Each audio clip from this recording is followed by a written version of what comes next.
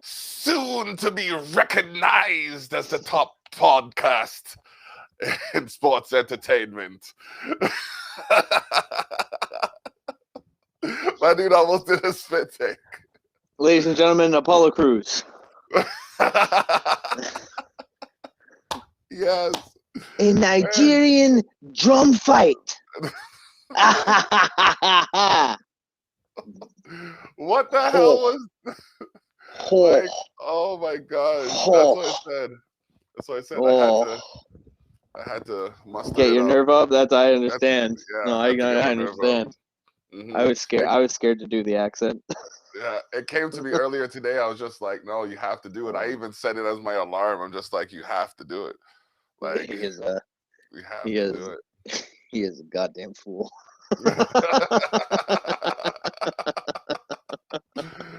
Like since we all butchering accents and shit nowadays, we might as well get in on the game. Whatever. It's all They're good. going to. I'm going to too. Just there's a trend to be set, and I shall set a trend or follow the trend that has been set effectively. Yeah. From dropping accents entirely to just losing the fact that you had one. They've done it several different times. Oh, they've gone back and forth all over the place. My favorite call out of it ever is definitely when Triple H and Shawn Michaels are arguing and Kofi Kingston cuts them in between and goes, guys, we gotta work together here. And Triple H looks at him and goes, aren't you supposed to be Jamaican? And Kofi just goes, and kind of slinks into the back. I remember that one. Yes, classic. Definitely classic. Great. He's recently called out about that. Randy Orton recently called him out. Well, not like recent, but like a couple years but like ago. it was Kofi Mania-ish time. Yes. When they were bringing up the stupid incident. Yep. Definite. Oh my goodness. So, I'm looking at what's going on. This is episode 71 of Tough Talks. And yeah. I mean, Raw picked up the intensity this week. I'm not gonna lie. They picked up some intensity this week. They had some It did a little action. bit. Yeah, it had some goings on, it wasn't I'm not sure how I feel about our new boy on commentary. McAfee? No, that's SmackDown, and we'll get to that later. How I feel about that, which is positively, but we'll get to that. No, the guy from ESPN. He worked for Major League Baseball Network for a while. It's the new Rashad. Indian Michael Cole. Yeah.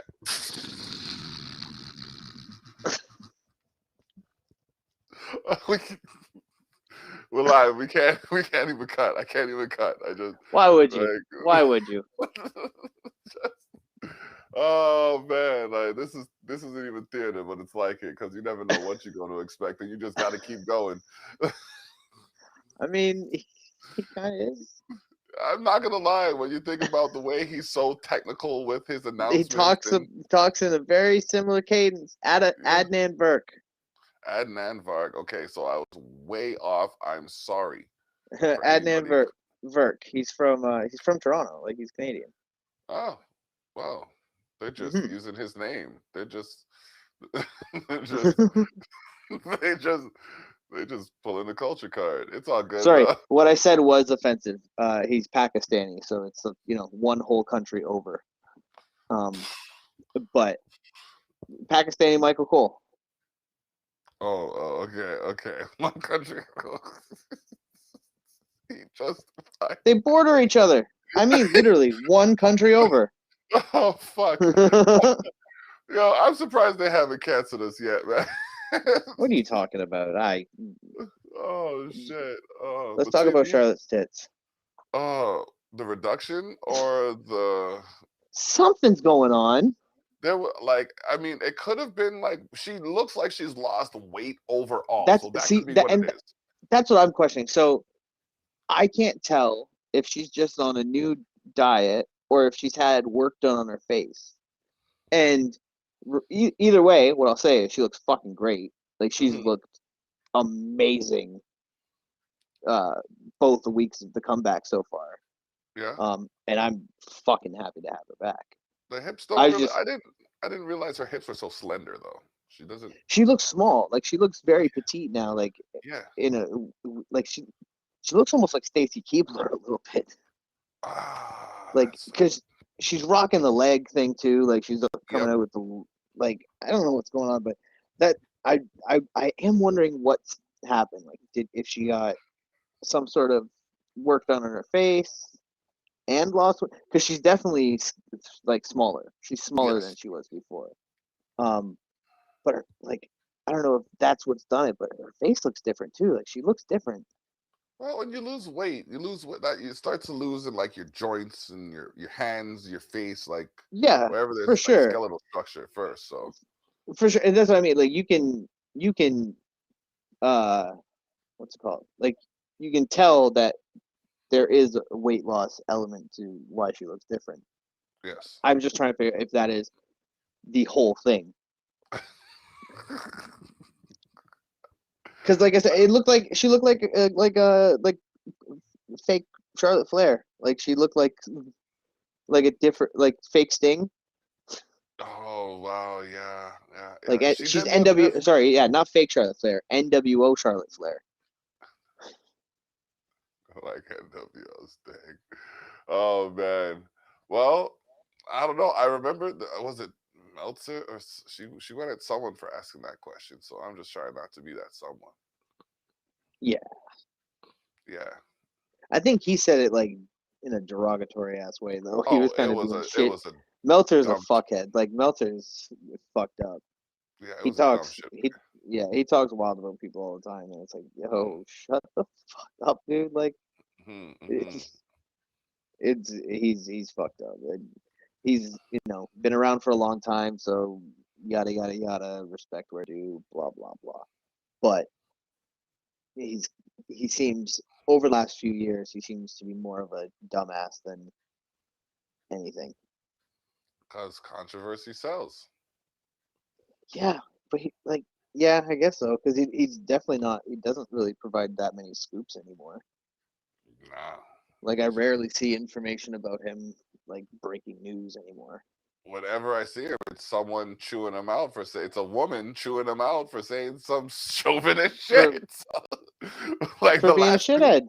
yeah, the last two, three times I said it, so just like, oh, this guy must be a real ass clot. And it's the thing, But like he's negative when mm, he's talking about the female talent all the time. yeah, It's yeah, crazy. yeah. Um, yeah, no, I we didn't do even this mean to get into that in right now. I was joking and playing up a chauvinistic jest. thing when I said let's I talk about Charlotte's know. tits. I didn't even. That's not even what I meant to get onto. Oh But wow, we this have fun. 6 viewers right now, so let's keep talking about them. Um, It's working. Do what works. Do what works. go full Meltzer. Uh, A meltdown. We'll have a meltdown. yeah, I love it. I love it. All right. Well, Oh shit. thank you everybody for joining us. Let's We get into the appreciate it. fucking wrestling. All right. So the full raw results as of WWE.com recited by me with some comedy from Thili. Um, we got Mason T-Bar once again attacking Drew McIntyre 1 week after his victory over Randy Orton and Braun Strowman. Yeah. So I mean, with Mason T-Bar, they seem to be the only members of Retribution that are going to have any sort of payoff to the Mm, Retribution storyline. If you can even really call it payoff, it didn't seem like it was that much of a match. Or sorry, I don't know. It doesn't seem like it's that much of a storyline right now. mm. They're just attacking Drew. I didn't think I would say this so soon, but I feel like the Drew versus Lashley stuff is starting to fall flat already. Mm. This reminds me. of the falling apart of the Wyatts. Yeah, how it was not done correctly. Yeah, yeah. It's Yeah, just like okay, yeah. like you saw. I was gonna call her Lola Brigida. Um, Brigida. What the Keith, fuck? I know. Keith's girl, Keith Lee's girl. Mia Mia Yim. Yim? Yeah, yeah. What's Lola? What is Lola Brigida? Bro, I don't even know, fam. I don't even know. That's what I'm saying. Like that's how random her character was. It I was don't just even it understand didn't what fit. that word is. It didn't fit anything to do with That's what was going awesome. on. There was no female in like there was barely any female combatants for her to face. There was So she was none. Yeah, yeah. she only ever got involved with like getting in the way of the guys and making them feel bad for a second or whatever. hmm Like hmm they basically used her for a damsel in a mask and distress. hmm hmm Yeah. So like that was Too different. bad. Yeah, yeah. It's and like they're I think they have an alignment that we'll talk about later on. Yeah, despite our boy Montavious talking about how they have absolutely zero connection and affiliation with the hurt, blah blah blah blah blah blah hmm blah. hmm hmm hmm I mean, this seems like one of those situations where they're trying to make you, they're trying to lay the groundwork for these to be two random actors, not actors in the sense of you know thespians, but actors in the sense of people involved in the action, but they don't but they have no intention of them not being involved. You know what I mean? Like they know goddamn well that they're going to be helping the Hurt Business right now because that's what Yep. they're doing, and that's all they've done for the last 2 weeks. So for MVP to be like, no, I don't, they have no affiliation, and then they happen to come out and beat the shit out of Drew, and then leave and walk right past MVP, and MVP just sits there like, oh, that's interesting. You know, hmm unlikely. It doesn't so. It doesn't. No, it So doesn't. It doesn't pass the sniff test at all. hmm yeah, so we'll see how that develops as the story goes on. Hmm. And then Speaking of the Hurt Business, yeah, yeah, former officers of the Hurt Business, Cedric Alexander and Cedric, Dar- and Shelton Shelton, Benjamin Benjamin. came up short against the Viking Raiders. Second week in a row. Yep, Yeah. yep, hmm yep. hmm The Viking Raiders look far too jolly in their entrance. I don't like the way they kind of have been prancing down to the ring. And, oh, isn't this fun being a Viking? Like, shut the fuck up and be angry. Um, like, Oh yeah, it's man. just we've talked about it before. I don't like smiley Vikings. Yeah, I like yeah, badass Vikings. yeah. Well, they like in the ring, their definite dominance is being shown. Like, Well, exactly. In the ring, they always look good because they're them and they've got those skills. But when what I'm assuming is happening and they are being given direction of right before they go through the curtain onto the fucking ramp, it's like it doesn't look, they don't even look like real smiles. Like they mm, look like they're off of a fucking children's cartoon or a fucking like they're giving the Steve from Blue's Clues smile, oh man. and I want them to look like Steve when he's not on camera on Blue's Clues and he's doing coke and getting in fights. Vikings. Vikings straight. Oh man. You Well. heard it here first. Steve from Blue's Clues was a fucking Viking. Oh man. Dangerous and deliberate.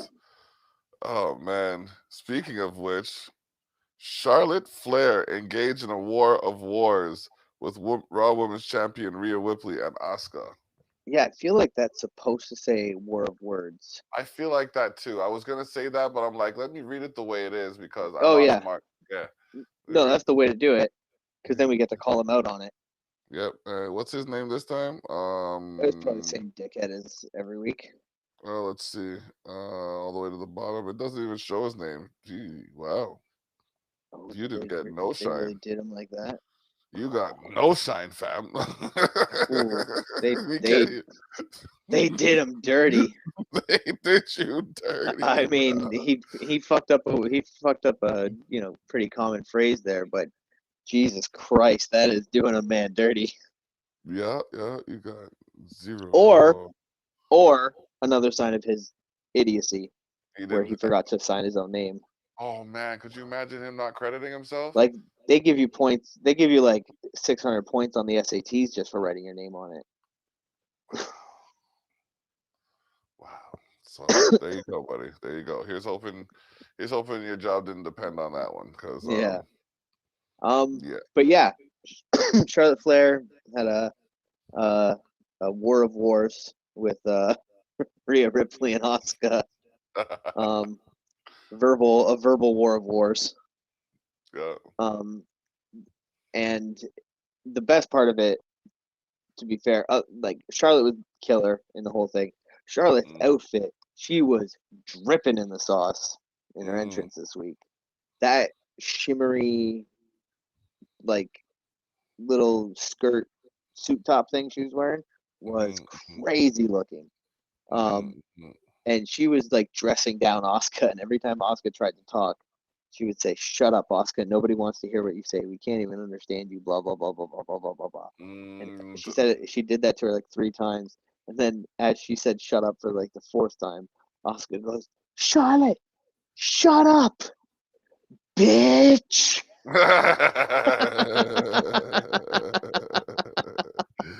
And it was Oh awesome. shit! Oh, I Yeah, love Asuka. She's the the crowd, best. er- the crowd erupted behind that. It was like, oh my It's so god. good. Yep, yep, yep. Yeah, Oh man. Charlotte or Asuka dropping a bitch bomb on Charlotte was great. Mhm, mhm. Oh man. So I have no direct transition, so I'll just say segue to Riddle defeating Randy Orton. Yeah, this is a good match. These two could have a really good feud with each other. Mhm, I would like to see these two have you know like some really good matches. Because this one was just a little preview basically, and it came out great. Um, it ended in kind of a fluke victory. He got him in a roll up, um, but when I think at the end of it, they're kind of setting something up here. I think these two have a few more meetings in their future here, and like it started with Matt Riddle trying to get Randy into a tag team with him because he's like, I was thinking since you don't have a title right now and I don't have a title right now. I mean, I have a title right now, which I mhm. feel like hasn't been mentioned enough, but I whatever. mean, like, But yeah. uh, but anyways, Riddle is like, unlike Thili, we don't have titles right now, so maybe we could start a tag team called RK Bro, and we could go for the tag titles. So that was pretty awesome. I love that. RK, bro. RK Ah, Bro was fantastic. oh my goodness. Such good use. Dynamic. Oh, It would be dynamic. great. It would be great. It would Randy be a would great kill it. one. Like Randy Yeah. would absolutely destroy it. I would love to see Randy in one of those roles where he's the uncomfortable like straight man in a comedy duo. Oh man. Because I Like the think Randy Killian, would be good. like the Yeah, Killian Dane, Drake Maverick kind of thing. yeah, exactly. Yeah. Like or the Rock and Mankind, Rock and Sock It's connection that was that connection. way.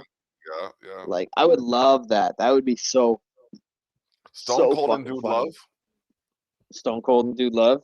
Yeah. Yeah, yeah, yeah, yeah. Oh man. Stone Cold and most people actually. He always had that awkward. I don't want to be your teammate, but Well, I I'm. remember when he started hanging around Kurt Angle, and the expectation was that Kurt Angle would be the jokey guy, and uh, Austin would have to play it straight. But really, Austin ended up being the more fucked up of the two. Remember, because Mhm. they were both sucking up to Vince, and like Austin would just come in with a guitar and be like, "I wrote you a song," like fucking weird shit like that. And then Angle would come in with the ukulele, well, and the the smaller hat. I wrote you a song too. Brilliant. Excellence. Oh my gosh, that's what's up. Oh, That is my thing's fucking up here. okay. Oh, there we go. Okay, back to normal. All right, all right. So moving forward, but talking about fucking up, Naomi and Lana defeated Nia Jackson, Shayna Baszler, but like the arm thing that Shayna does Oh, it looks nasty every single time. every time, I cringe, Every bro. time. I don't Yeah, care what you it's want to tell. frightening. Mm-mm, It's frightening. no, don't do It it. I'm always scared that she's gonna fuck it up and actually just destroy one of these girls' arms permanently. A ligament. Oh my Mm. gosh. Yeah, Lana is a delicate flower, and Oh, I I I, I would I might cry if she fucking breaks oh, her. oh my goodness. Like I don't know what I do. Like I Oh remember god. when Oksana broke Naomi's orbital bone. Bro, I was legit because Naomi Oh, would have, and I'll say this, I don't care what anybody wants to say. Naomi would have probably been the longest reigning SmackDown Women's Champion if she hadn't broken her orbital bone, or Raw Women's Champion if she hadn't got her orbital bone broken, because mhm. she was coasting, Oh, and I coasting. mean Naomi's the best. Like Yeah, Naomi's fucking wicked. yeah. I miss that Kudos. glow title so much. I can't believe they only had that glow Uh, title for like fucking a month. I know, right? It's But pitiful because that glow title was the fucking shit. yeah, yeah, yeah, yeah. Comes out and it's like, what is that? I'm like, why is what's she doing? And then but what do you mean? Yeah, the second it Yeah. lit up, I was like, Yep, yep, yep, son, yeah. that's brilliant. It was. It was. Yeah, that shit Telling was you, beautiful. I want looked that way back. better than mine. I want that. I want that title back. I want that. Oh, I want that glow title back on TV. what if they get the tag titles and make them glow? Oh, it, there we go. I didn't hear what you said. It started I doing say, that thing again. what if they get the tag titles and make them glow? It doesn't want me to hear whatever you're trying to say because every time you go to say that, it does it. Okay, my fault. My battery might be dying. Hold on. Yeah, my battery's dying. Is that what causes this? You motherfucker!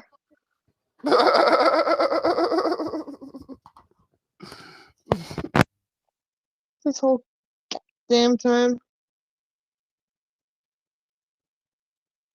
I'm sorry, ladies and gentlemen. Little technical difficulties here.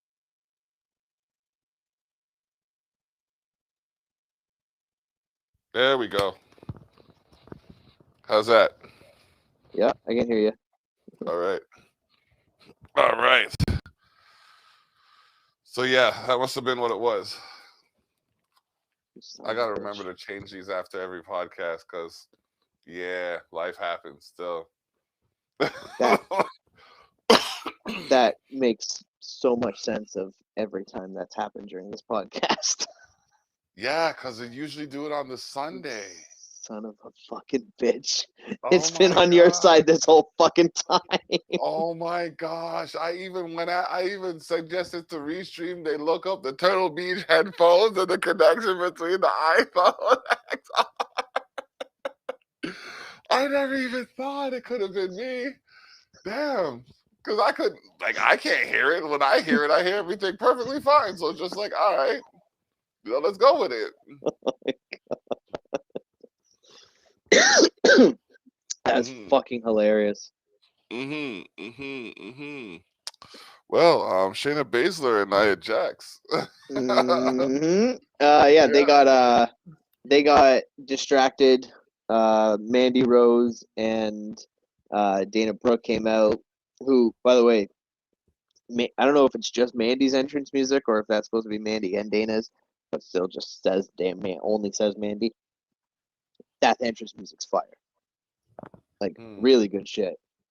But they came out, showed videos of them beating up Nia, then showed videos of Nia slipping and falling when she's trying to get up on the ring last week. Yep. And that made Nia mad. Nia walked up the ramp, leaving her partner to get double X factored by Naomi and Lana, and got pinned. And nobody saw that coming because it was a non-title match. But that should put them in line for a title match at WWE WrestleMania Backlash. Yeah, no, I just mean it was super obvious that Nia and Shayna were going to lose that match before the bell started because they emphasized that it was a non-title match. Oh, okay, yeah, that too. Oh man, yep. All right. Then we had Damian Priest disrupted Miz and Mrs. Celebration on Miz TV. Yeah, Damian Priest came out. Damian Priest had a match with Miz the previous week, and Maurice distracted him, so he got rolled up by Miz.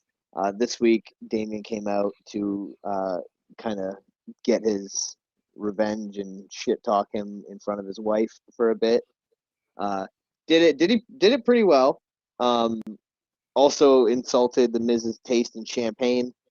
Took a sip of it and was like, "This is shit, man. Like really bad." And then as he's about to walk away, he got champagned in the face. Which I guess the bubbles irritated his eyes because he was too blind to attack Miz for the insult, I guess. Speaking of Miz, Miz put up a thing on Twitter last week saying he wants to play Johnny Cage in the Mortal Kombat sequel because Johnny Cage is not in the new Mortal Kombat movie. That's the most perfect casting I've ever heard in my entire life, and they're idiots if they don't do it. He already has that kind of A-lister, like that persona Shithead kind face. of thing. Yeah. He looks like Johnny Cage. He's got the face of a shithead. Oh man. And it's fucking perfect. He should absolutely be Johnny Cage. Even Ed Boon came out today, the creator of Mortal Kombat, and said, yeah, I think The Miz should absolutely play Johnny Cage. So nice. Producers of the Mortal Kombat movies, everyone knows you're making a second one because our boy who's playing Sub-Zero got signed for a 5-picture deal with Sub-Zero. You have your Johnny Cage ready to go. Yeah. He's there. You just got to sign it. Get him.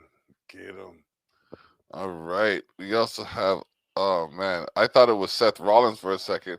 And they do kind of look familiar. And this isn't some, I can't tell the difference between Caucasian men. This is like some genuine, if you look at them, like if you look at them and like if you glance at them, like Seth Rollins and Elias could pass as siblings. They 100% could, especially in this picture. They 100% could. Yeah. Here's how fucking stupid I am.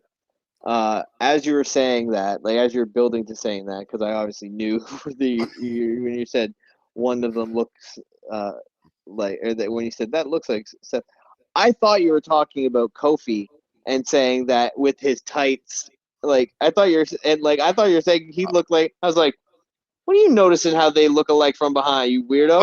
Like what the fuck? Like, and then I literally took like a millimeter of a glance over. I was like, oh, he kind of looks like Seth. Yeah. I was like, what the fuck? Because I didn't understand where you're going with that. Because for some reason, I just immediately Seth thought you were usually gonna say wears Kofi Kingston looks like Seth. Seth usually wears tights like that, like you know what I Bright mean, and tights and the the long bright tights, tights. Are, yeah, yeah. absolutely. So But it's you just know, hilarious. Listen, it wow. goes to show. Yesterday when I was tweeting during the fucking UFC event, Mhm. somebody posted a picture of uh oh shit. I can't remember who it was actually, but they were wearing it was OSP, Ovin St. Preux, the fighter. Good. They're talking about him, and somebody was talking about how he's got like just like the thickest thighs in the world from his workouts and stuff. Like the dude looks like he could pull a full fucking locomotive. Like he's just Shit. ridiculous. And somebody was talking about it, and they posted a picture of him, and from like the quick glance and how, let's just be honest, how fucking baked I was. I looked at it and I was like, man, that motherfucker's skin is red. No, he was wearing red tights. Oh, It was Ovin St. Preux, who's like Wesley Snipes dark. oh wow, And in my wow. head, I'm like, man, his skin's really red. No. I'm I don't know You what's going really on with were. me lately. I don't know what the fuck's going on with me Oh lately. But man. I'm confusing fabric with flesh and Oh man, that is some shit, bro. That is some shit. Well, at least he didn't walk into a convenience store and ask for the same pack of smokes 3 times and be told no and ask a fourth. But okay. yeah, bro. I walked into the store. This is a side note. This is a segue. I walked into the store and like I was, you know what I mean, I was smoking on the way to the store, so I was a little bit elevated. So I get into the store. I'm like, this is back when I smoked. I'm like, do you have a Demorier large regular? He's like, no. I'm like, okay, cool. So I walk into the back. I pick up some chips. I pick up some cookies.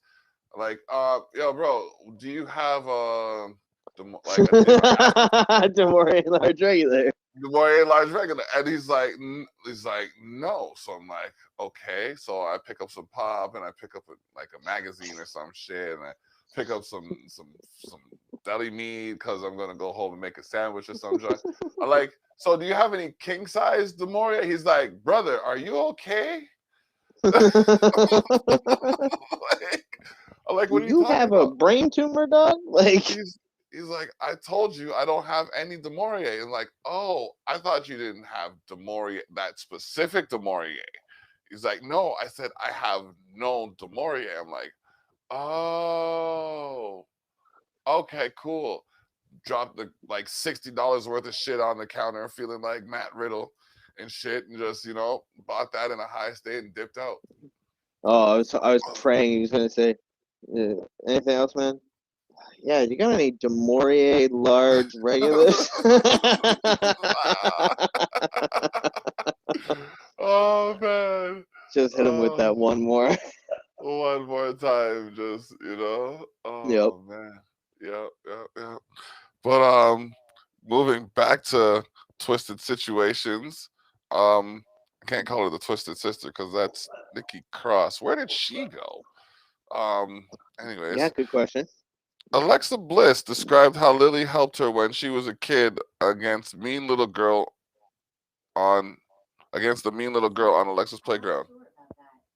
Yeah, Alexa's new thing is potentially even creepier than the last thing. Hmm. That little doll with the skulls for teeth, very, very creepy, unsettling. Yes, yes. Um, I love it. Hmm. I love everything they're doing with this right now. Uh, I, she is creeping the fuck out of me every time she's on screen. I love it. I just got the chills, literal. Like I just Yeah, had a the cold the way shoulder. she talked to the rest of the women's division at the end, she was like, "So Mm. let that be a lesson to the other women in the Raw division." She's like, um, Lily didn't like her, and she sure doesn't like you. I was like, Mm. okay, let's fucking bitch. Like, Let's Mm-hmm. fucking go. Mm-hmm. I'm stoked. So, because like, I don't know, it's weird. It seems like they're not gonna do much. They might not do much potentially with her and Bray. Yeah, which Like, I don't know where they're going with the her and the Fiend thing. that's unfortunate because that looked 'Cause like that was a good thing. that was interesting. It was interesting. Like, especially when the Fiend came in after Mania and did that first Firefly Funhouse in a long time when Bray did it, and he was like referencing what happened and how not gonna let that go and blah, blah. Like, I want them to finish that story. They have to. It's Yeah, necessity. yeah. So Um, we'll see where they go with it. But either way, I love what Alexa Bliss is doing right now. She's proves herself yet again to be one of, if not like the most valuable player on the Raw Women's like singles people. Yeah, even without a title, she's one of Yeah, the ones who she don't need a is the title to title. be interested. She is the title. He says. Oh man, but yeah, you're right. Like she's got Getting in the a industry. storyline with her right now is the title. If you are in a storyline with her, you are in the most interesting storyline on Raw television, at least on the women's side, if not the whole show. Every time, right now. Yeah, yeah, that's not far fetched to say. Because, like, with any woman on the Raw women's roster, right?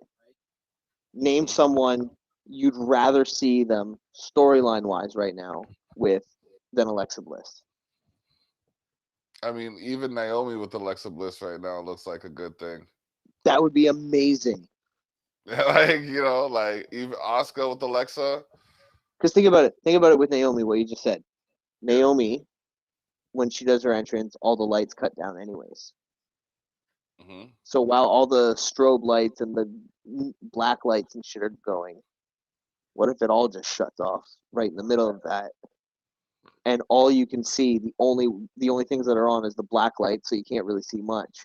But you can see the outlines and the highlighted parts on Naomi's outfit, and you see them getting fucked up. Like you see them her getting thrown around That would in the be black light. fucks.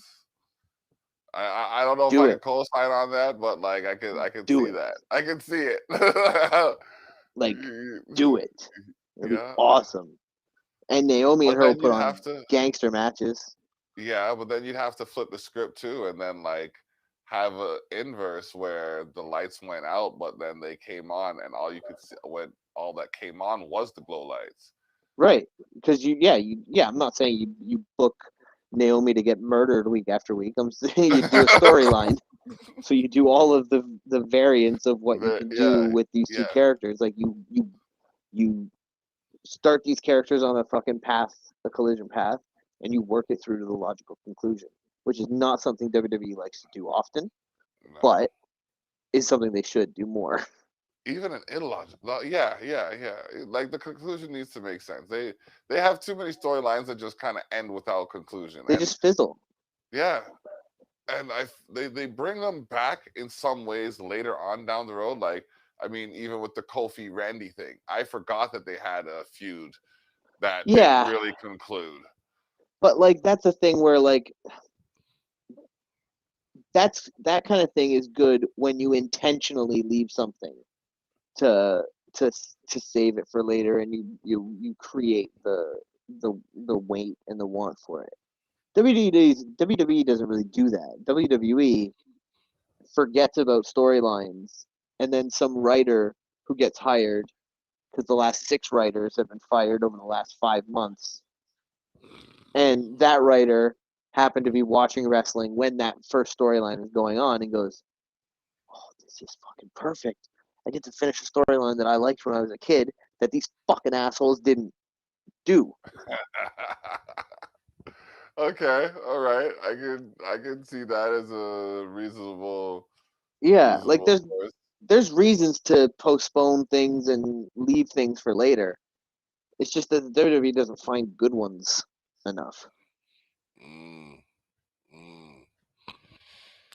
Speaking of good ones, I think they actually, outside of this piss poor mask gimmick, are finally using these guys for something interesting. Where it comes Well, to Mason T-Bar being disqualified in a loss to Drew McIntyre. yeah, Drew McIntyre was disqualified. And to Was the point, yeah, to the point of this. Oh wait, no, wait. He should have been because the ref ran the bell on him. I'm just reading the headlines, bro. Weird. Yeah, no, because I just watched this match this morning. And what happened was, whoops, sorry. What happened was, Drew McIntyre pulled. Which one's the one with the dreads? Is that T-Bar or is that T-Bar. Mace? That's Mace. That's Mace. That's Mace. That's Mace, yeah. Yeah. So Drew McIntyre pulled Mace's mask off. Mace started rapping about God. No. He pulled Mace's mask off, and started beating the shit out of him with it in the corner. Like just started whipping him with the mask. Oh, And the ref went ding ding ding ding ding. And then T-Bar jumped in and they attacked him together. And then all of a sudden you hear, I think I can, I think I can, I think I can, I think I can, I think I can. Choo choo. Which I'm pretty sure is how his entrance music goes now. And Braun Strowman showed up. Jesus Christ. I don't think I could have worked with a better heel, bro.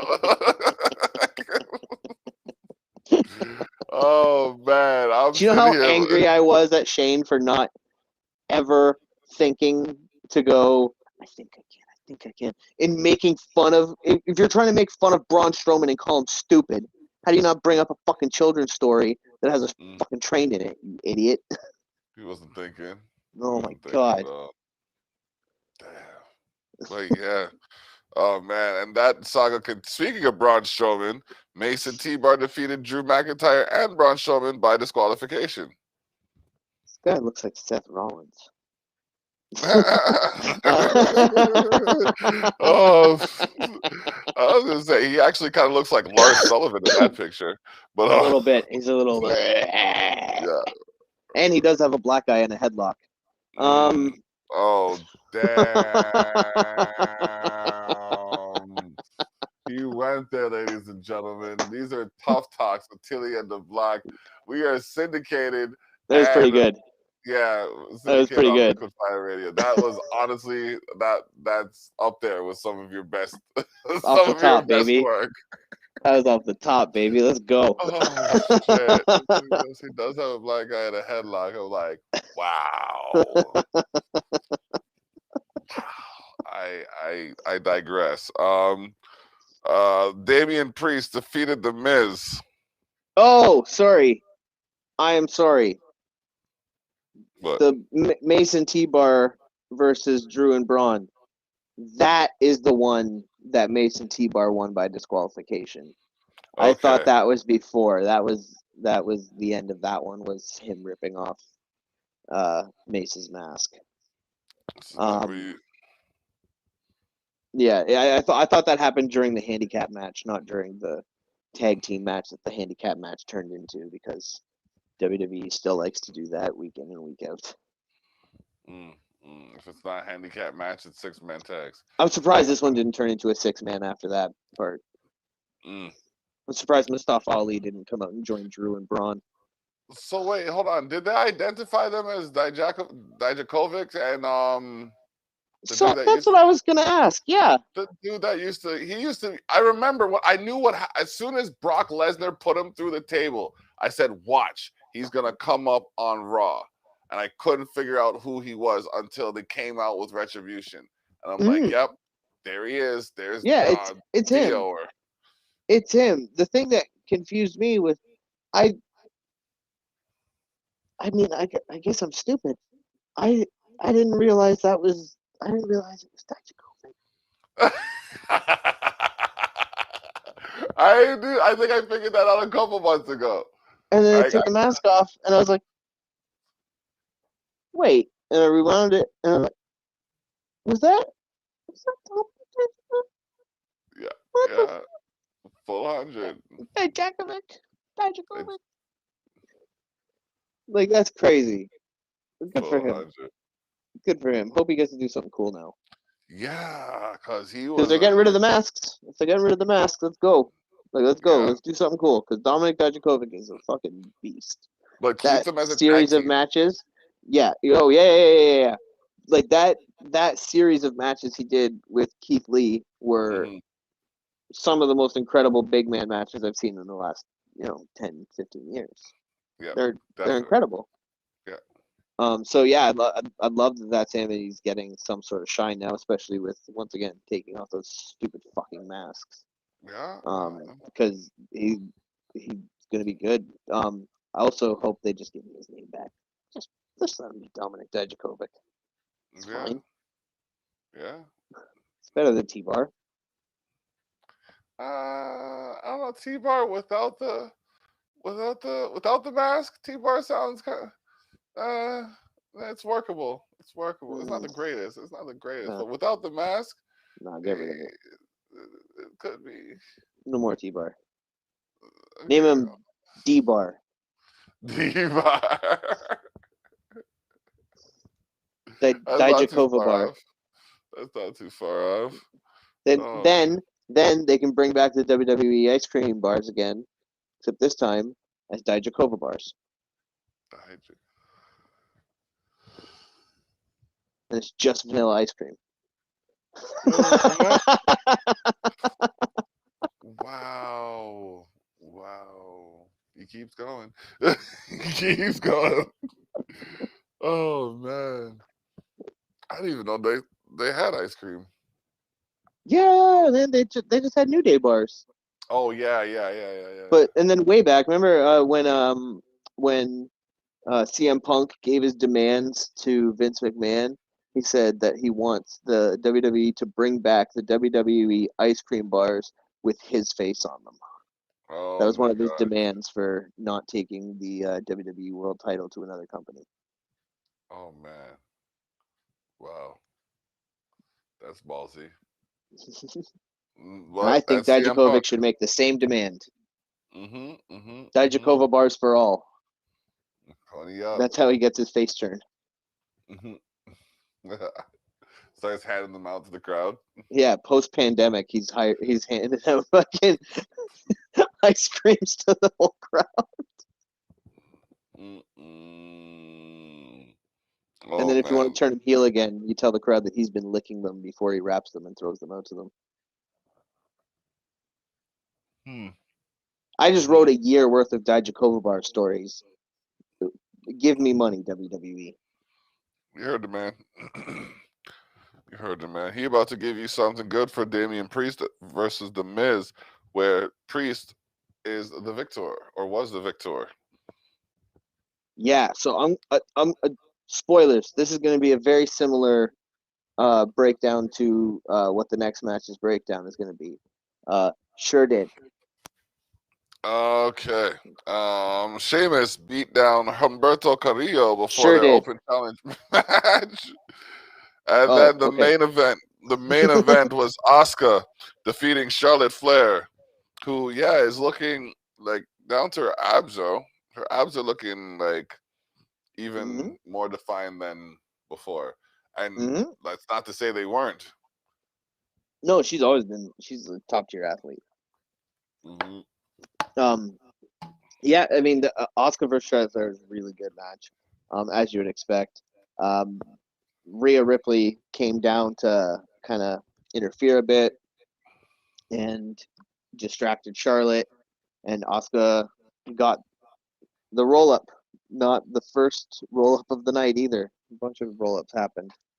Mm. Um, the other thing that I will say is, just being completely honest, the Damian Priest versus the Mids and Sheamus versus Humberto Carrillo were pointless matches. Having them on this episode did nothing. Mm.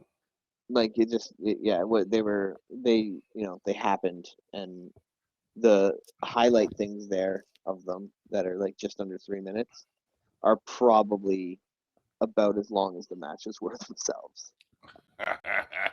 Like there is like nothing to them. So Yeah. I just wish they would have saved those matches for next week, where you can actually have those matches. And Um, it just squeezed them in. Instead of just squeezing them in onto a show where there was 15 minutes left in the night, right? Mm.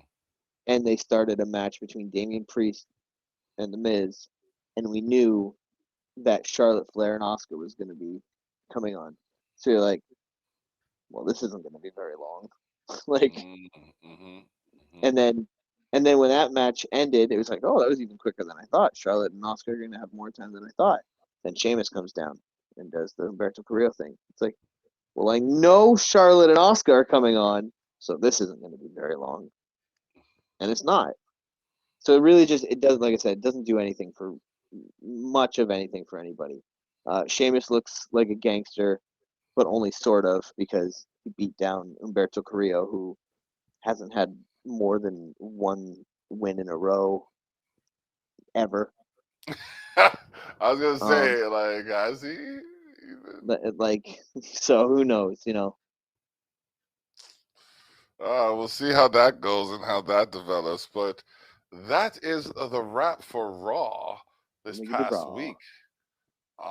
Moving on to SmackDown Live, we have the this was definitely an interesting collective of personalities, we'll say, where Yeah. Cesaro and Daniel Bryan defeated Jey Uso and Seth Rollins after a good lengthy. It was a good 5 to 12 minute joust, This is what I verbal was just going to joust. bring up. Do you think, do you think potentially WWE had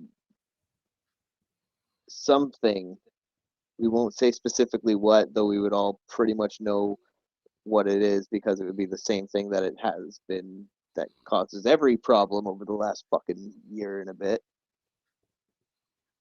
in their SmackDown pool, because it seemed like they had about, I don't know, 7 or 8 people available to work on Friday with Hmm. how long this segment was, wasn't it? Like this Yeah, segment, it was like 30 minutes. yeah, Like easily. legit, it was legitimately 30 minutes long, Yeah, yeah. I and believe. that's without commercials, because the file that I watch has no commercials on it. And when I looked at my runtime Yeah, before Roman had even come out yeah. to talk shit, it it was at like 26 minutes. Holy shit. So Yeah, I mean, minus the like maybe 2 minutes they spent recapping uh the previous week yeah. on SmackDown type shit, but yeah, it was. I'd say it was probably 26, or it was probably 28 to 30 minutes long. This Because one segment it ran with through two no commercials. fighting. Yeah, it ran through two commercials. Yeah, and then Cesaro and Daniel Bryan defeated Jey Uso and Seth Rollins after 30 minutes. Yep, yep. That How do you was. have a wrestling show that doesn't have any fucking wrestling for 30 fucking minutes? Mm-mm. It was a good episode too, because Daniel Bryan and Cesaro are killers on the mic, as are Seth Rollins, Jey Uso, and Roman now. But Yep. like, Jesus Christ, somebody throw a punch. It was like watching Mm-mm. Superman Returns,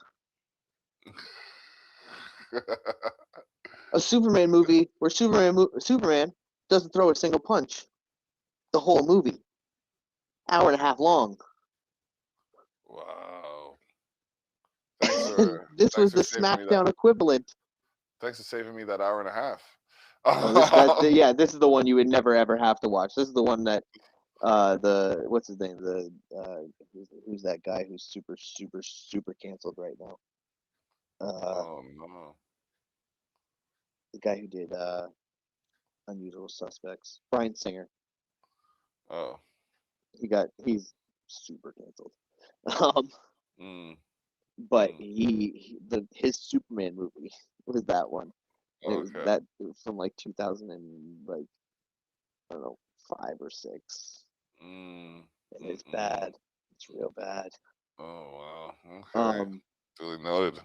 and actually, now that I think about it, I'm pretty sure Kevin Spacey, also super canceled for the same reasons as Bryan Singer, was Lex Luthor in that movie. Oh wow. Damn. On the plus side, neither of them have anything to do with WWE. So, Or us. Or us for yeah, that or us. matter. Yeah, it's not affiliated. Not affiliated at all. We got a big X on that one. All Yeah, right. So, speaking of people who are affiliated, however, Tamina defeated Nia Jax. yeah. This was a good uh, big girl match. Like these two were smacking the shit out of each other. Um, Mm, they both have trouble lifting the other one. mhm, Tamina has trouble getting her up for her like falling uh, Samoan drop. Naya was having trouble getting her up on the ropes when she was trying to at one point. Um, and not even like lifting her up on the top rope, like just up on the rope. mhm, Um, and yeah, I mean, this basically got the Reginald was there. Reginald's still around. He's mhm. still doing his thing. Whatever that Um, is. whatever that is.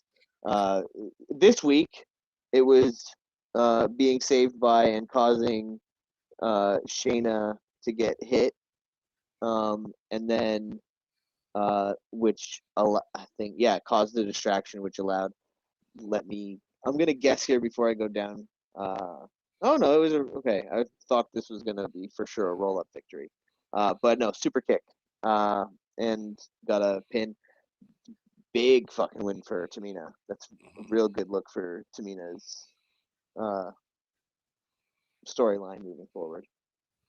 mhm, mhm. Hopefully, Definitely. her and Natty win the They should, titles. man. It's well worth the time, and like, couldn't think of anybody more deserving, really. No, no, not at all. Agreed. Well, Paulo Cruz defeated Kevin Owens in an Intercontinental Championship match. Ha ha ha A Nigerian championship match. ha. Um, my God, Oh my Apollo Crews is goodness. strange now. Um, Mm. also, yeah, Commander Aziz. Oh I my don't gosh. like him. He is like, but he is a colossal beat. You He's know what I want huge. to, you know what I want to see? Aziz versus Omos. That's what I need to see Omos by would have to win that match. WrestleMania. Has Yeah. to. Yeah. Omos is bigger and scarier to me. Yeah. Aziz just seems like. Here's my problem with Aziz. Aziz Okay. seems like a guy who Vince saw walking down the street and he said, "Holy shit, look at the size of that guy." And then told one of his people to go get him. No other training. Okay, so how does that differentiate Omos? Omos is very well trained. Omos has like in ring, like very good in ring skill and ability. Was trained by Kevin Nash and Scott Hall. Has Oh been in the yeah, Performance yeah, yeah. Center for years. I'm saying Aziz seems like they found him the night before WrestleMania Oh my gosh, and just slapped him in the uniform and and said, just "Do was like, this." "Get in there." He did the bit so well. He's Get like, in there. "Where are you from?" "Well, I'm Samoan." "You're Nigerian now." And kicked Oh his ass in shit. there. Oh snap. You're too much. That's great. Oh my goodness. We got Ray and Dominic Mysterio defeating Chad, Gable, and Otis. Yeah. I went blurry for a second there. Chad and Otis continue to be very fun. Really fun team. I mean, we didn't really get to talk about it last week. I guess this is as good a time as any. Tucky is gone. Tucky Yeah, was released, as was Mickey James, yeah, as was Samoa Joe. yeah. That one surprised me. That one was very surprising to me too. The best thing I've seen out of it though is that Samoa Joe seems to feel very freed by it. Mm. Because CM Punk, who goes way back with Joe to the indie days, CM Punk tweeted uh, a picture or a GIF of Dave Chappelle in the Rick James skit, Yep. rubbing his feet into the suede couch, Eddie Should have Murphy's suede never couch, came on this couch. Yep. and it's just fuck yo couch, and then Samoa Joe retweeted it and said they should have never gave me money, and I was like, Uh, yes, Joe, yes, mm-hmm, mm-hmm, let's fucking go. mm-hmm, mm-hmm, mm-hmm. So watch out for Samoa Joe wherever he goes. Samoa Joe is one of those guys that will get me to watch any program that he is on. So any wrestling company that picks him up has at least one viewer guaranteed. Nice, I'll be nice. there I'll watch Joe all the time. I fucking love Samoa Joe. Ever since I came late to Samoa Joe. I didn't know Samoa Joe's like more indie work and stuff like that. But ever since Joe versus um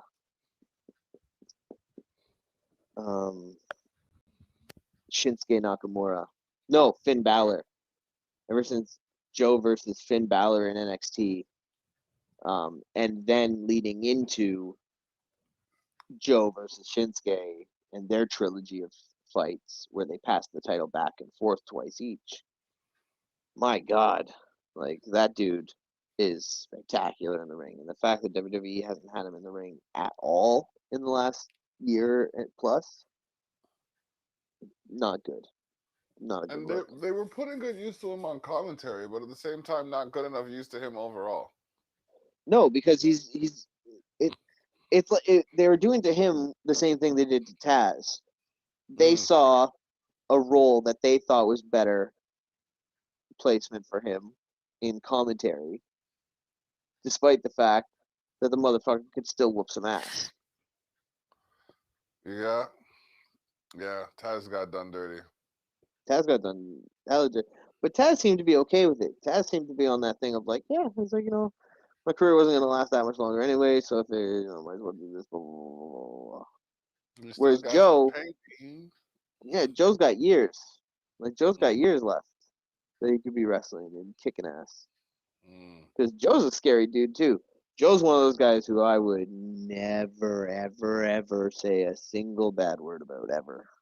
Mm. Looks like he put someone to sleep just for waking up. Yeah, You know what I mean? What yeah. you?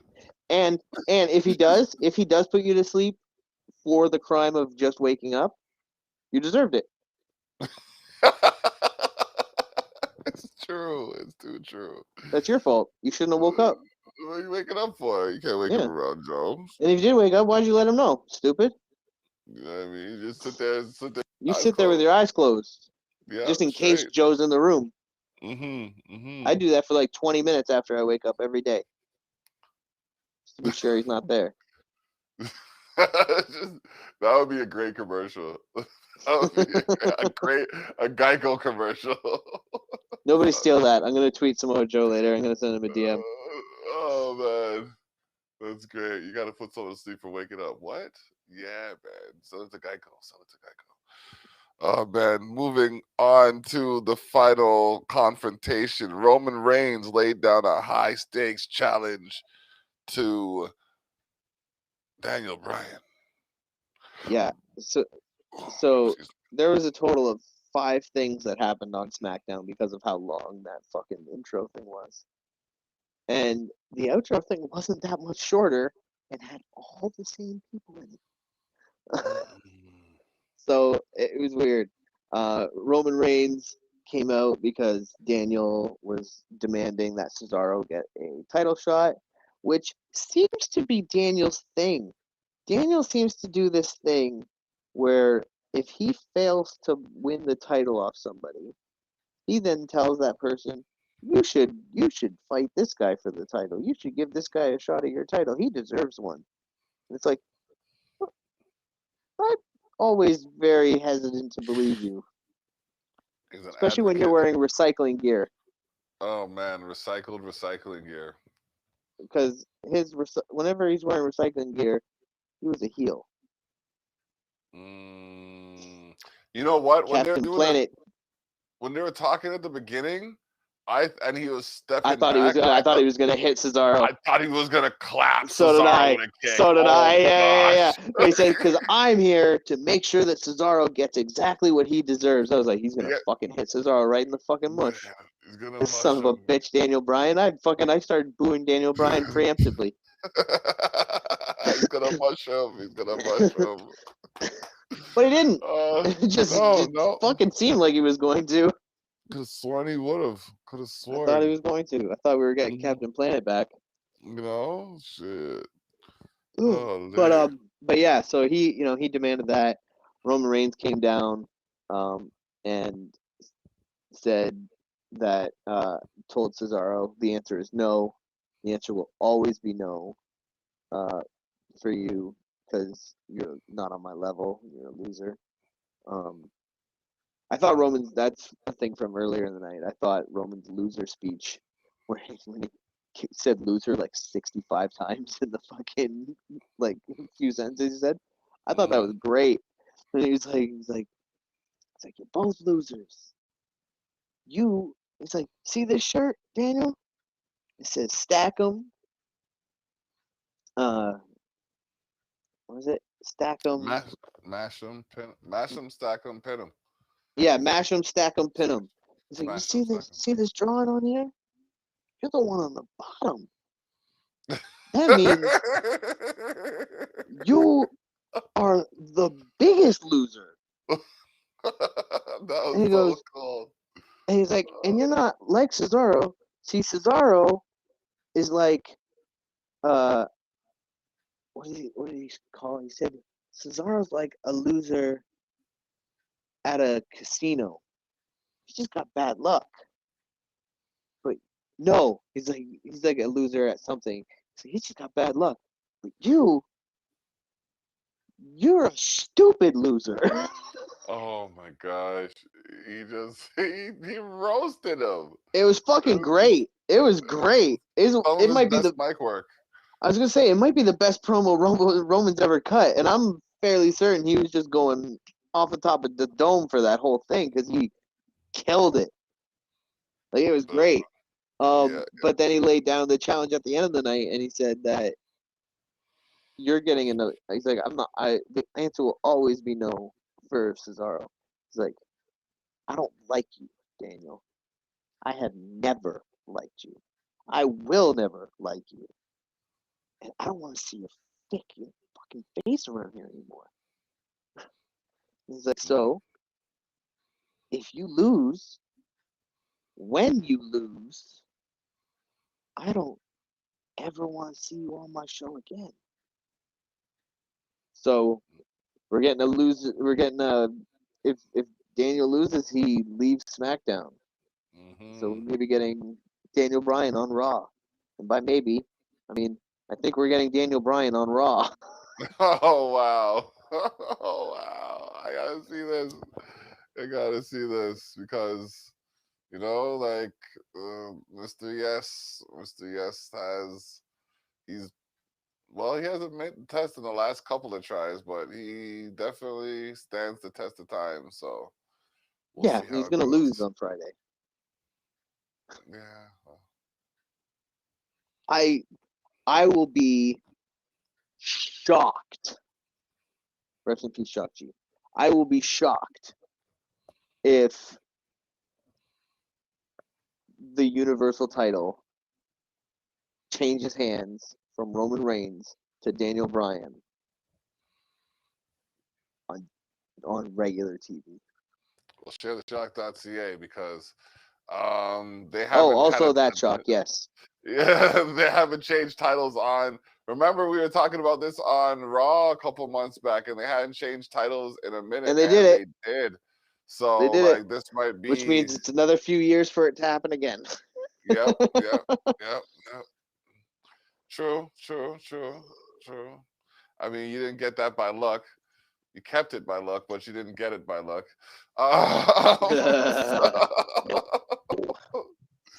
Oh man, no we luck got Jay in involved. here.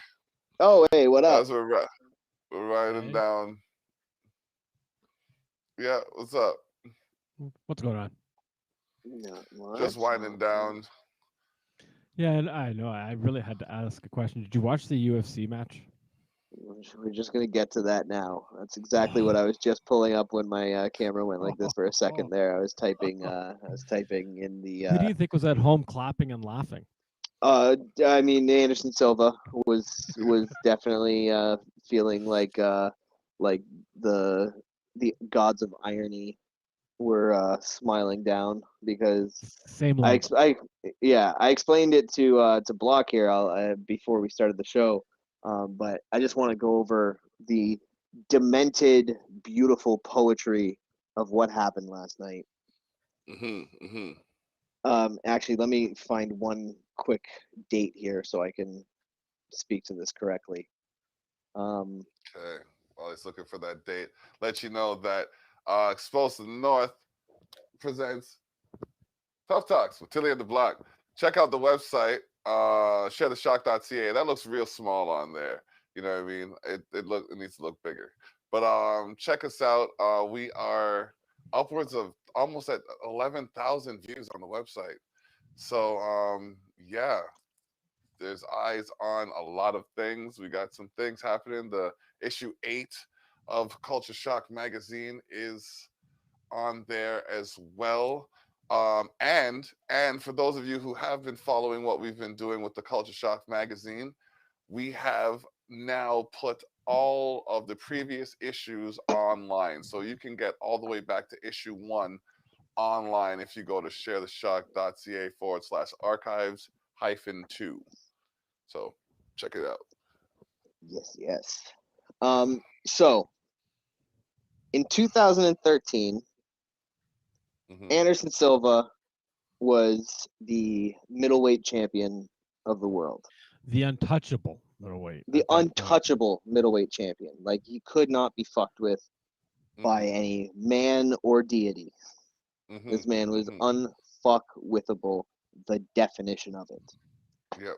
And he went up against, at the time, fairly young guy, Chris Weidman. An upstart. Yeah, he'd been around for a bit. He had earned his title shot, undoubtedly had earned it. And during that fight, Anderson Silva went to throw a leg kick, which standard work for Anderson. Anderson threw that kick a fucking trillion times before that night. Yeah. And he hit Chris Weidman on the inside of his left leg, just under the knee, at that really hard part just under the knee where the tibia bone is at its thickest. It in half. And literally snapped in half both bones. And you can see, everyone's seen the video. It was fucking viral video.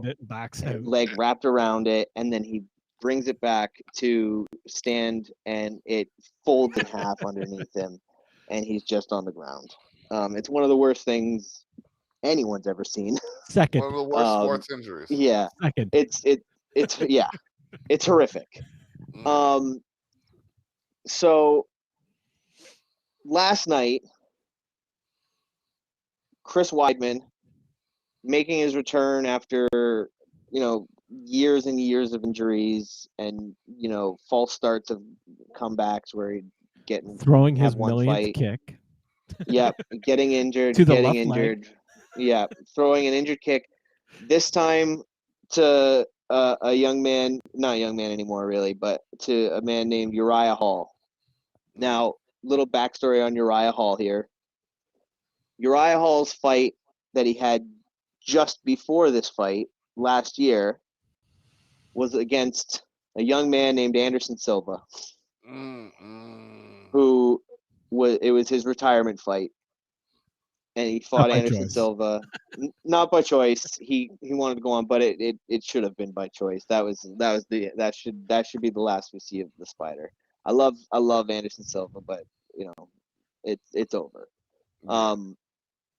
It was over when Unless he wants to got start caught. taking TRT and go to ONE FC. But his retirement fight. So a lot of people when Uriah Hall first came in said that he was young Anderson Silva. It's a skinny black kid, throws great kicks, long legs, similar things to what they said about John Jones Fast when John movement. Jones first came in. Fast movement, unorthodox style, will just throw a kick out of nowhere, spinning back heel kick. Same with his punches, they can come from all angles. Exactly. Got a lot of comparisons to Anderson in his days coming up. So after the fight with Anderson, his idol, he goes and fights Chris Weidman, the man who twice beat Anderson Silva, once by that freak leg kick, for the UFC World Middleweight title.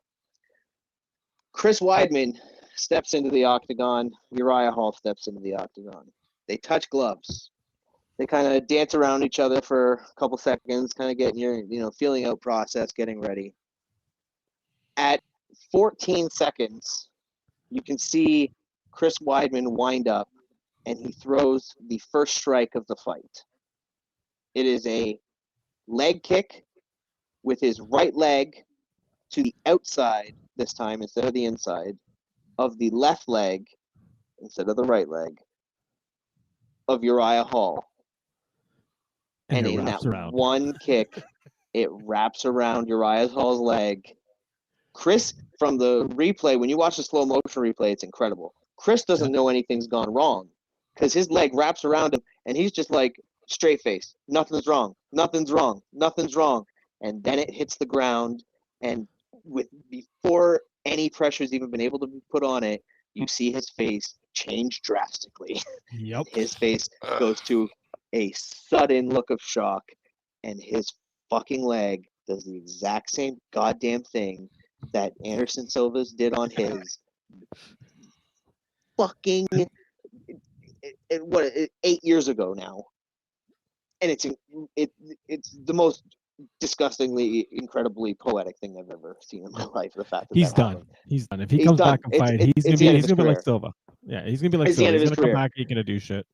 Yeah. The other problem with Chris is that he's over the last few years, unfortunately, developed a reputation as having a glass jaw. Yeah. Or as I call it, Luke Rockhold syndrome. Oh wow! And I've said for years that my dream fight in the UFC is to see Chris Weidman versus Luke Rockhold, because it is the only possible matchup where the most likely result is a double knockout. But here's the other funny thing about that match that happened last night. The one right before was a leg stoppage too. That was the other thing. We had two real bad leg injuries in a row. My boy Anthony Smith threw one of the most precise and perfect leg kicks I've ever seen, because he hit right on the knee, not under the knee where the thick joint and bone is. It. And he killed the nerve on the back of poor Jimmy Crute's leg. Like, the dude's drop foot. For a second, I thought Jimmy Crute's leg was broken for a bit, because when he went to try to walk back to his corner, his ankle was like going on its side and like buckling over and shit. I was like, no, what happened? Ew, this is the worst thing I'm gonna see happen to someone's leg all night. Ew. And then, a couple of minutes later. Yeah, and then about 10 minutes fucking later, Chris Weidman's being loaded onto a stretcher, screaming his fucking guts out. DC's almost crying on the sidelines because he can't look. Joe Rogan is fucking disgusted and can't look away. Oh, It's incredible. As I told dang. Block, that injury has only happened 3 times Yep. in the UFC. 2 of them involve Chris Weidman, once on each side of the injury. Yep. Yep. The That's not irony fucking of it real. all. The The, the astronomical odds against that being the case. like, you couldn't That's- script something like that. You couldn't. You literally couldn't. That is a thing where if you were writing a movie, right, and you wrote the movie, and you're talking to producers about trying to sell this movie, And they they'd be would like, say, no, that's impossible. I love it, but that ending's not believable. It would never happen. Yeah, it'd be Guess like the what, cra- bitches? Yeah. It's a biopic. This is Oh, facts. No, it adds a little more legitimacy to the Karate Kid. Yeah, exactly. Mm. Incredible. It was a good. Actually, it was actually one of their best events they've had so far this year. It was insane. Yeah, it was the first Like, time we every had match fans was again. good. Yeah, first time we had fans again. The fans definitely had people I think there was only what 5, 1, 2, 3, put up. 5 fights on the 6. main card. 5. Yeah, but only Um, 5 went to decision. Yeah. Oh, for the whole night. Yeah. But right from the early prelims, first early prelim, second round knockout. Second early prelim, I believe, was a first round knockout. The first one was a TKO. Second Oh, one was first one was second unanimous. round. Yeah, sorry. Second one was Unanimous. a decision. TKO. But in those the first. those were really good. That's what it was. The final fight, the featured fight on the early prelims. Was the Dana Iranian- Batgarel, who is also known as the what was his nickname? The Mongolian Murderer. Yeah. Wow. He came out to a song by. I'm gonna recommend this to everybody. Block, you will love these people. Look up the band, The Who, not the Who that we all know, the WHO. THE space HU. They're a Oh Mongolian yes, those guys metal are freaking band. amazing. Yep. They're incredible. They Watch do their chant music metal. videos. Their music videos are some of the most cinematic things I've ever seen. They're stunning. Mhm. They had a song in what was Like it? 4 years ago, that was on Facebook everywhere too. Yeah, they had a song recently in a movie. But they're fantastic. There's one song called Uve Uve U, I Yep. think is the song. Uve Yeah. Uve U, Uve Uve U. That song is the most hype shit I've ever heard in my entire life. It's so fucking ridiculous. It's unbelievably metal. It's so good. But he Okay. came out to them. He came out to the Who, and I What'd was you think so of the pleased. women's flyweight changing back? So that's not the, or no, the straw weight. The straw weight is the one that Oh, changed. flyweight. No, Oh, wait. still, sorry. Yeah, No, sorry, flyweight's you're right. still You're right. Val. Strawweight. Yeah. Yes. Yeah, Val did what she does. She got Yeah. a second round dominant TKO on Jessica Andrade. Ground and pound. Not That's her bread and yeah. butter. Yeah, I was hoping Jessica Andrade would win that. Not because I dislike Valentina, but I really like Jessica Andrade. I also just felt like it'd been a long time since we had a real big upset in a title fight, and I was Cyborg. hoping for it. Yeah, man, when Amanda When knocked Nunes? Cyborg the fuck Yeah, out. Yeah, Nunes, right. that's my girl. She's the greatest of all Yeah. time. Man, male or female, Amanda's the greatest of all time. Oh hell yeah, she's gonna kick. Yeah. Like, And if yeah, she but- fights Val again, if we get Val versus Nunes 3, I think it goes the same way. I think Amanda beats her again. yeah. But Yeah, the strawweight. That was straw interesting. weight was crazy. So Rose was talking real wild in the build up to this fight. I was not a fan of that. I've always liked Rose Namajunas. I think she's very relatable. She seems like a good person. She seems sweet. All this kind of stuff. Her husband, however, Pat Barry. I don't like Pat Barry. I don't think Pat Barry's a good person. I think he's actively a bad person. I think he's a piece of shit. Tell us how you really feel. I'm glad Yeah. you said I think before all of those statements because that minimizes any liability. Yeah. Like, Tell Oh us how no, you no, really that's the feel. best thing. That's the best thing. The best thing about calling people assholes and pieces of shit is you can't be sued for slander on those things. If I was to say he was a con artist or that he was brainwashing poor Rose, or that he was an insurrectionist who works against people, then I would be, if I had said those things, then I would be potentially committing slander if those things weren't also very easily verifiable through his own words and actions. But I didn't say any of those things, but that's where it could end up being a problem if I did. Okay, so as long as we're doesn't mean guilt. clarifying. Just as Yeah, long as exactly. we're clarifying. Yeah, no, I didn't Insinuation say all. isn't guilt. Yeah, I didn't say all those things, But yeah, but I might. But I probably could if I wanted to. that song you were telling me about, 75 million views. Yes. Wow, that's Yeah. intense. That's intense. Yeah. And what did you So- think about that? Go finish with the straw weight. Oh yeah, so I Right, just fine. the thing that made me happy again though after Rose won, because I wanted Whaley to knock her the fuck out for how for how wild she was talking. She was talking about Whaley. She was saying fighting Whaley meant so much to her because of what Whaley represents. And I'm like, what does Whaley represent? Commies. Like, Oh wow. because she's Chinese. Yep. And like going off saying shit like she said she was gonna take her commie back and choke her commie throat and like shit like that, like real hardcore right wing Pat Berry like type things. Bullshit. Yeah. And so I didn't like any of that shit. When she won and Joe Rogan was talking to her, it seemed like for the first time in a couple months she wasn't being fed lines by some asshole. Because she talked about how much she respected Whaley. She talked about what a great fighter Whaley was, and that she's going to be back, and like she, I'd love everybody. She pulled a said she wants- McGuire.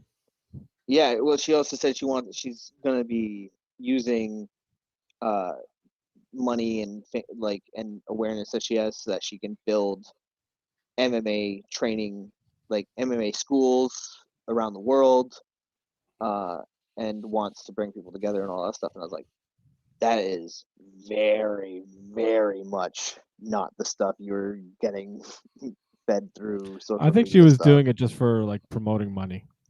See, They were I the would number normally 2 fight. think that too.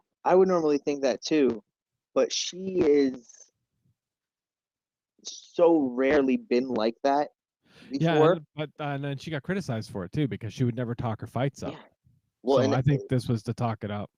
right, and it goes to show you with what I will say was, despite being cool seeing fans back, was also the most embarrassingly racist crowd I've ever seen at a sporting event. America. Yeah, like literally every Asian, and bear in mind, this is a group of 30,000 people who have been listening to Rose Namajunas say the things that I just told you she was saying for the last month, right? She, this crowd, every time an Asian fighter was on screen or up to fight or won and was talking or the translator was talking, the deafening boos being hurled at anybody who was not white was ridiculous. It was fucking insane. I like 3 fights in after we'd had 2 Chinese fighters get booed almost out of the fucking octagon. I was literally like, why did we have to have our first fucking crowd with people again in fucking Florida, of all fucking places? Like, the only person who wasn't white that they cheered for was Jorge Masvidal, who's a Miami-born Cuban that went out and rallied for Trump during the last election. Wow. And then we go to the number one fight of the night. Which minute and 2 made seconds. me smile ear to ear. Because guess who got knocked the fuck out? Isn't he supposed to be the The baddest motherfucker on Miami- the earth? Yeah, the Miami-born Cuban who fucking went out on the campaign trail for Trump got knocked the fuck out by Marty Usman. And it Oh, was man. glorious. And he got hit hard. Oh, hard. Kamaru Usman hit him so hard. Block, I'm going to send you a picture. Kamaru Usman hit Jorge Masvidal so hard that it started raining in the building for a second. Josh Donaldson was there hitting home runs. This That's motherfucker, it's great. insane. There's a picture that, bear with me, my camera's going to block for a second here. He got hit so hard, his eyes looked like he was playing fucking the one-armed bandit. They Yeah, were just rocking around in his head. It's insane. Like and it's what makes it extra insane is the fact that 10 seconds before, he was smiling and laughing at him. yeah, well, that and the fact that Kamaru is, mostly not known as a power puncher until he went and started doing his training camps with Trevor Whitman. Yeah, Buck, I just sent you a picture. Look at that. Yeah. And you tell me it's not raining inside. Oh my gosh, it looks like it's raining for sure. All of the moisture left his body. Yes. Yep. He got fucking plastered. Smacked him. It was a glorious smack. It was a deserved smack. It was a smack of fucking justice, I tell you. An SMN club would be fucking jealous. Yeah. It was Like, that was insane, bro. And second round, 1 minute into the second round. And then the best part of it all was after he hit him with that, in the slow-mo you see it, his head, Jorge's head, goes like the one way, turns the one way like this, and then as it comes back, just like his jaw hits his shoulder and he goes down. And as he's down, he's unconscious. It looks like he's trying to get up, but that's just because his body's so stiff that he's not flat. Like he's like this, he's basically dead. Oh. And Osman got a couple of more did fucking not good stop. spots. He dropped down onto his fucking knees and just boom, hammer fist, boom, hammer fist, boom, hammer fist. Hammered him. And you know who was sitting at home at that point doing the exact same thing that Anderson was earlier? Ben fucking Askren. Ben fucking Askren. Ben Askren was watching that once again, he was just like me, ear to ear smiles, and he had to have been happy with that because as somebody once asked Jorge in the post-fight interview when he knocked out Ben, and Ben was clearly unconscious and stiff as a board on his side, and he went in and went for the extra shots while the ref was trying to get him off already. He was asked, do you think the extra shots were really necessary? And Jorge Masvidal said the brilliant at the time answer of super necessary. Super necessary. Did you see who his next fight is? Who? Usman? Yeah. No. White says Covington. Oh, yeah, okay. Yeah. So here's the thing. We found out Usman could punch against Covington in the first Usman-Covington fight when Usman broke Covington's jaw in the fourth round. Mm-hmm. Usman's only got better since that fight. Oh, hell yeah. He's only gotten better. Colby hasn't even fought since then because he's a little fucking bitch. Well, no, he fought. Didn't he fight Woodley after that? I guess. Yeah, he did. But Woodley was already going. Woodley was on a downward spiral at that point. He was done. He was stiff, but he sorry, what was I gonna say? So my buddy last night, he told me that he thought give Covington the rematch next, and my thought was, fuck Colby Covington. I don't want Colby Covington to be on my TV screen. I don't want to hear Colby Covington's name. And besides, a worse Kamaru just broke his jaw. This Kamaru will kill it. Book the fight. Did you see who else wants to throw his name into that fucking That's party? great. That is fucking Book great. the fight. You Book the gotta make fight, that happen. because I will pay full fucking pay-per-view prices to watch Kamaru Usman turn Colby Covington into a fucking Faces of Death video. Oh man. Yeah, and he would wanna do see it. that He'd fucking bitch. smack him. I want him to be just ground into the fucking canvas to the point Usman's where all of he a sudden can't like a get up. mean motherfucker. Gang. He's just turned real nasty lately. Gang. Trevor Whitman brought it out of him, man, and I love it. Trevor Whitman's a savage. You gotta Like, be. he goes Same in there guy to who- kill. Same guy who fixed Justin Gaethje. Same Yeah. guy who fixed who brought Joanna to the top initially, like was helping with Joanna back in the day. Trevor Whitman's not to be fucked with. He is a genius as far as MMA coaching goes. Okay. And you throw some Goofy good- voice. Did you see who else wants Usman? No. McGregor says he'll smack him. I'm not kidding. I love Connor. I love Connor. I don't want to see him versus Kamaru Usman. Not if he 'Cause makes money Kamaru off his Usman- face. No, because Kamaru Usman has Khabib level wrestling almost, but then can also break your fucking jaw. Yeah. Yeah. Yeah, that'll be a good fight. No, it won't. Oh, okay. Now there was actually something that did take away from the headline of this whole show last night. What? You know what I'm talking about? Um, Something happened in the stands.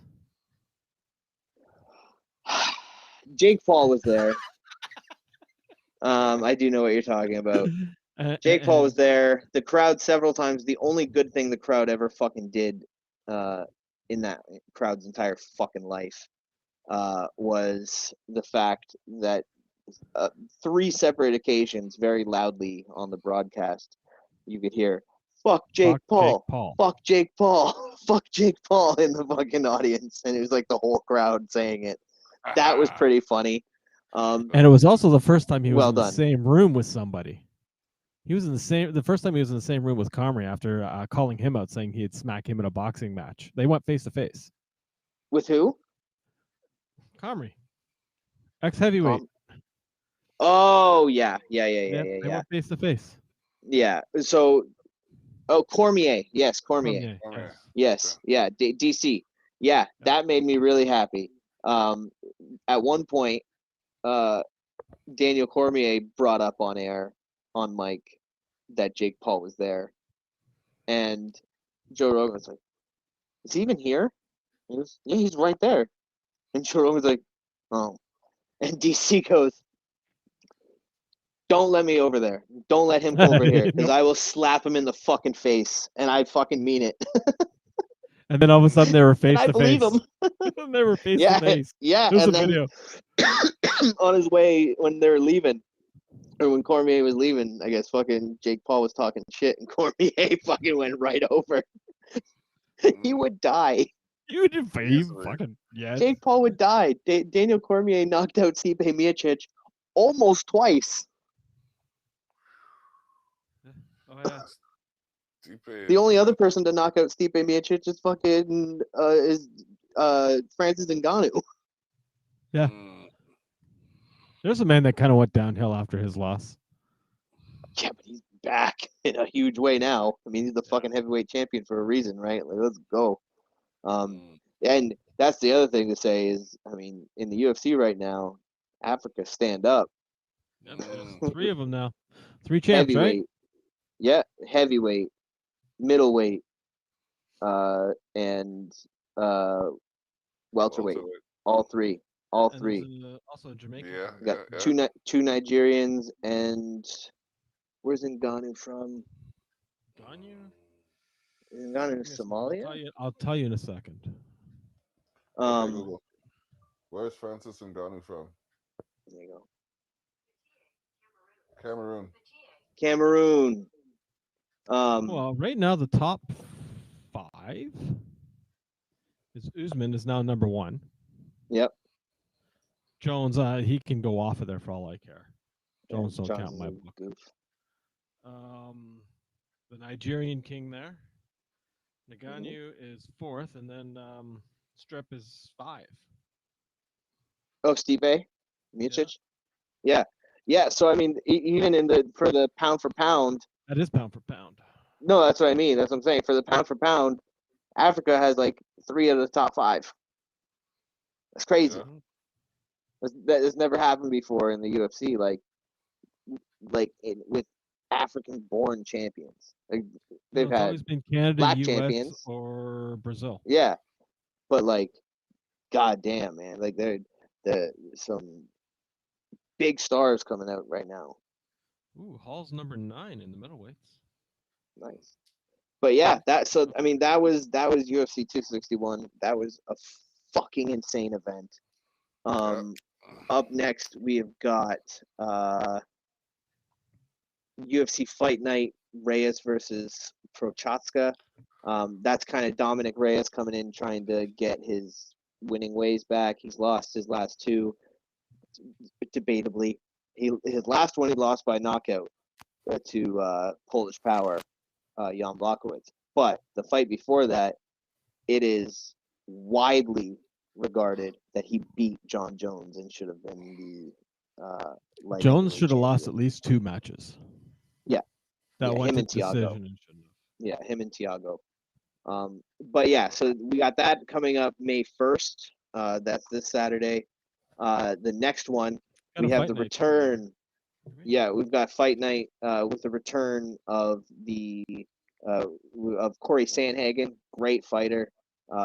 Seems like a real good guy. And then we also have a piece of shit named TJ Dillashaw returning after a 2-year suspension for EPO, which is the same thing they caught bikers like Lance Armstrong using. He comes back from his suspension to fight Corey Sandhagen. Hopefully the same thing happens to him in this fight as the fight where he got caught cheating but still got knocked out in. And then after that, Dillashaw, you bitch. And then after that, we have UFC 262, where we have Charles Oliveira, Du Bronx, versus Michael Chandler for the vacant lightweight title. The winner of that will likely face the winner of Poirier McGregor 3, which is happening in July. It's really UFC not that 264. great of a card, though. Well, you got the return of Diaz, Nate. Yeah, I mean, we got Nate Diaz versus Leon Edwards. We got Tony Ferguson versus Beneil Dariush.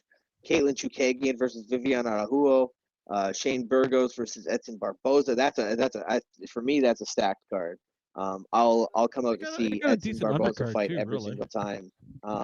Tony Ferguson, El Kukui is undercard's good too. Tony Ferguson, El Kukui, one of my favorite people to ever lace up the boots and go in there. He's a beast. I love Tony Ferguson.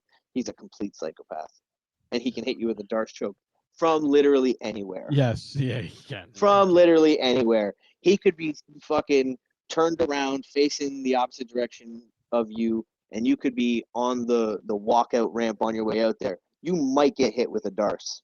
Yeah. Because that's just how Tony fucks around. Yeah. Even the fight night after that's not too bad either. Font. Yeah, Rob Font versus Cody Garbrandt. There's a lot of really good fights coming up. We're gonna cover them all for sure. If you check us out at Tough Talks Pod on Twitter, I've been tweeting it from my account and then kind of subtweeting through the our group Twitter page. I'm probably gonna move most of it over to our Twitter page. There's a lot of MMA people that I talk to on the other Twitter page that we're trying to get that so that they're on both. But yeah, I want to see who they're gonna add to 264. Definitely follow us up. You what? Sorry. I want to see who they're gonna add to 264. Yeah, gonna be very interesting to see. We've probably got another few weeks before we get more fights for that one. They tend to leave it a little empty for a little bit just to make sure that they're getting people who are gonna. They got to make sure they set another title with it. Yeah, exactly. And that's going to be in Vegas again. So we're back to full crowds, like it or hate it, which we'll see how I feel after the next crowd. Right. Yeah. Hopefully they're a little bit more rational. Yeah, don't let me down, Vegas. Please don't let me down, Vegas. I know Houston probably is going to let me down Oh next yeah, month. disappointment. Houston's Gonna going be to fuck. Yeah, they're going to fuck me over. But for McGregor versus Poirier in Vegas, it being in July as well, when more people could be vaccinated, so people who aren't just anti-vaxxers and anti-maskers can go too and not be worried. I think that'll help a lot because, once again, the fact that a lot of the people who went to that event were, not Idiots. necessarily following any. Yeah, exactly. Yeah, idiots. Not was a night following precautions. They I feel like that lends itself to the type of people you're going to get. And yeah, it's just like I said, I've always loved watching the live events. I always love hearing the roar of the fans and stuff like that. It's just it was a little embarrassing last night. Joe Rogan's commentary is so much better when the crowd's going off behind him. Yeah, exactly. He gets so hyped, so hyped yeah. when the crowd starts So going. hyped. So hyped. Yeah, big time. Like his old days of Fear Factory. Yeah, exactly. But yeah, I think that about covers it there. Yeah, it touches all bases. We ran for an hour and 46 minutes. We Goddamn. got a little off. We got a little off base in a couple of things, but we are going to be syndicated on Liquid Fire Radio. Shout outs to Christy Hales. You know what I mean.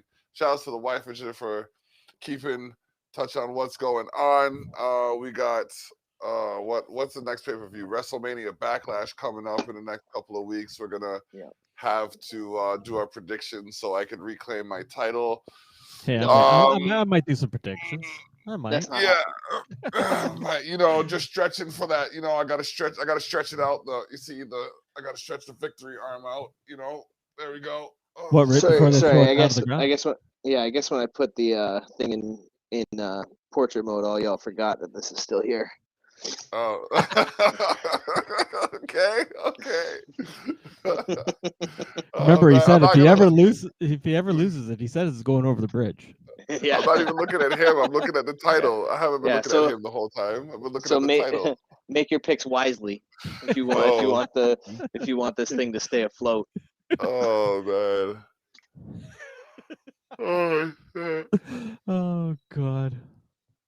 Yep, that's just the way it is. That's just the way it is. Oh man. Well, no, I had to get your thoughts on that was like one of the best UFCs in a while. Yeah, it was very fun. Hit him with that outro block. I gotta take a piss. It is what it is, and it is what it will be. Tune in. You know where to tune in for the 1, 2, 3. 3. Ding, ding, ding.